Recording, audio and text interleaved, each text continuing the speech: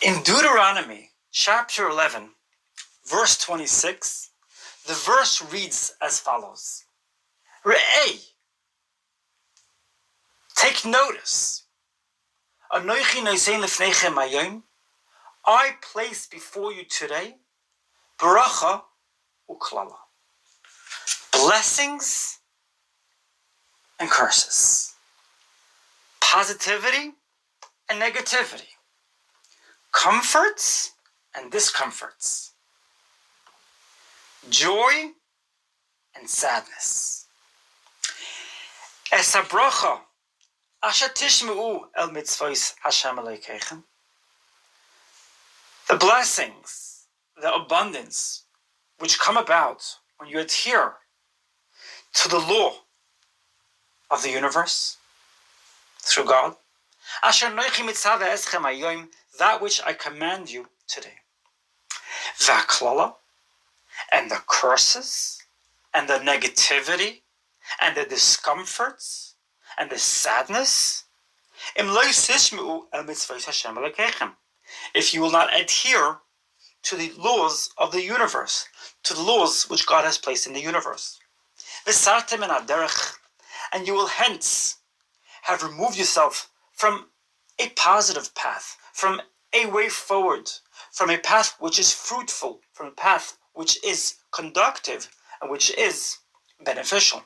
That which I command you, and I suggest you do today. And therefore to hence go after acharei elihim acherim, after foreign gods, asher lo yadatem, that which you do not know. Do much hitbonenut, do much contemplation, and do much understanding, and use a lot of intelligence to integrate and to incorporate into your life.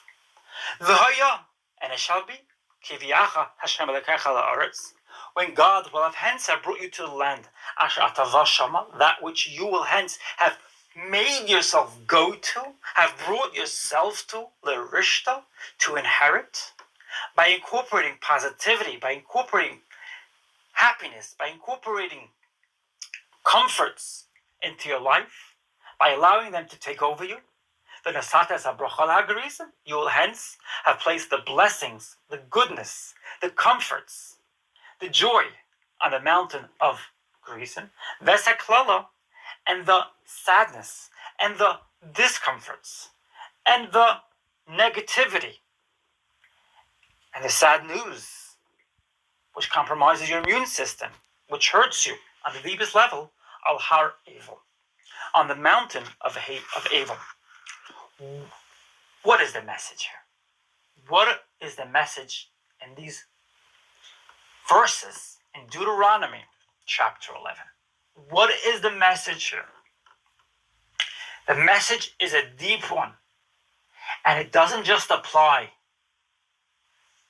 to Jewish people.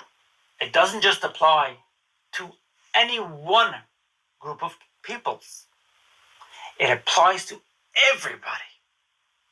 It applies to every single human being, to every person who wants to have a good life. You make the choosing. You decide. You are totally in control.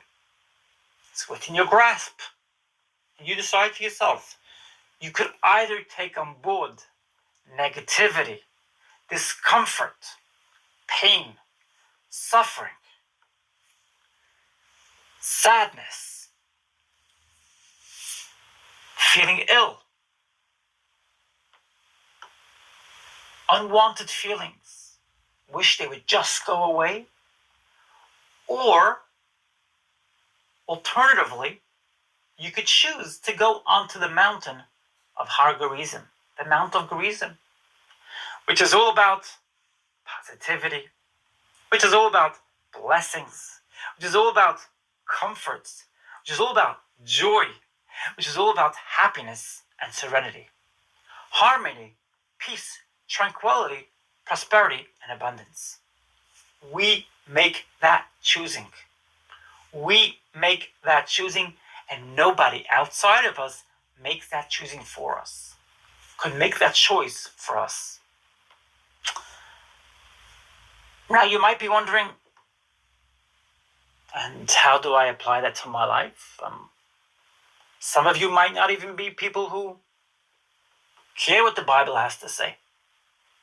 After all, science has led you to believe that the world doesn't need any biblical verses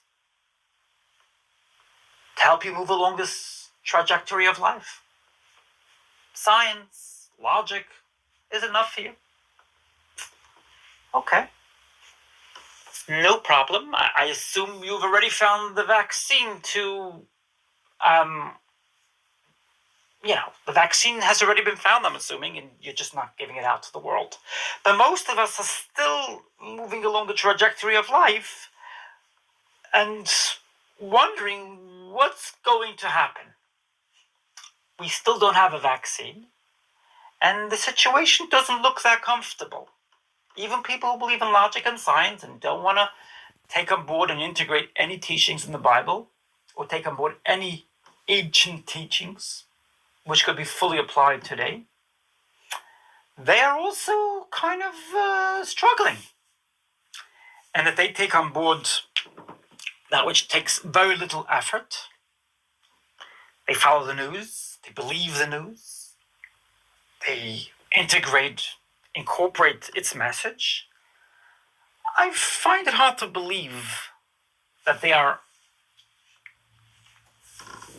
enjoying life, getting through this easily without any disturbance and without any trouble.